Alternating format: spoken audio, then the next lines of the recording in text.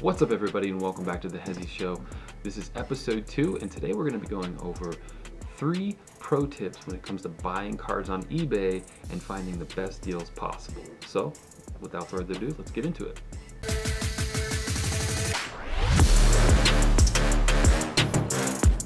Alright, so pro tip number 1. This is going to be called listing flaws.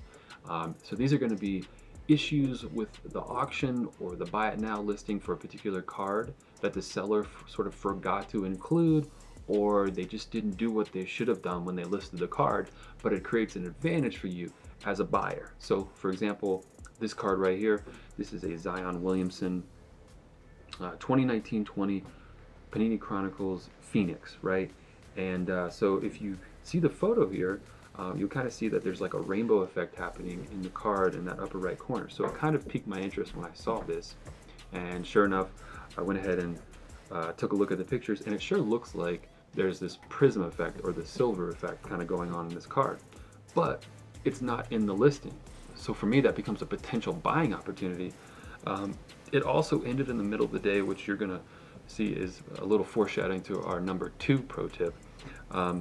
But what I went ahead and did was looked at the photos and I put a bid on it for about $120.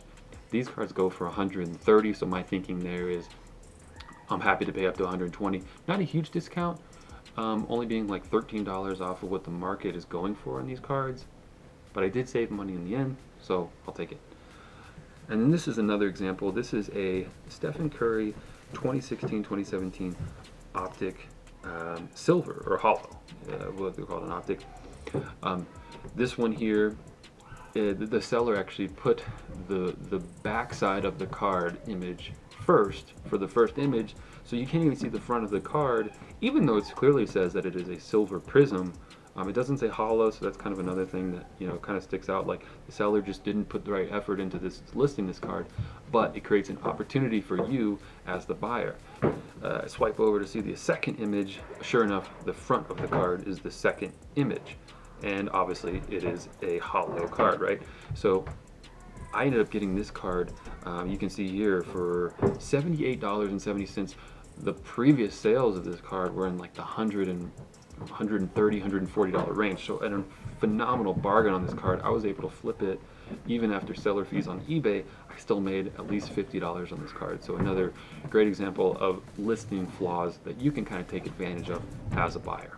All right, number 2 is going to be called auction timing.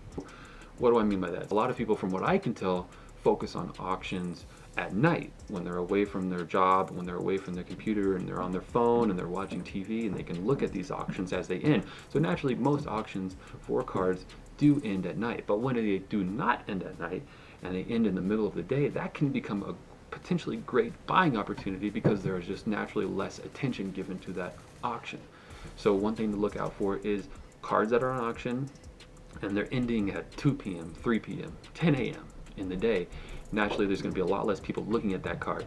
So again, you know, weekends, midday weekends, early morning weekdays, if a card is ending at that time, it does sometimes create a really good buying opportunity. All right, so pro tip number 3 is going to be what I'm calling quick bin. So for you, those of you who don't know, a bin represents the letters BIN, and that means buy it now. So a quick bin implies that it is a listing that was only up for a short period of time, and somebody clicked the buy it now to buy it sort of immediately, probably because it was such a great deal. I've had plenty of purchases in the past that are just shockingly great deals, and I think a lot of people are catching on to this, but that doesn't mean that you can't still benefit from trying this sort of strategy. So these are some of my searches that I have sort of as saved searches on my app, and everything with the blue dot means that there is a new listing. So I am sorting by newly listed and making sure it is a buy it now listing, right? Or in some cases I'm not doing that, but most of the time it is a newly listed buy it now.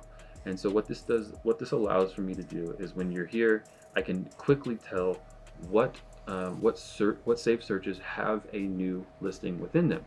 And so then I'll go ahead and click into it and just see what is there. I would say 19 times out of 20, there's nothing really worth buying right at that moment.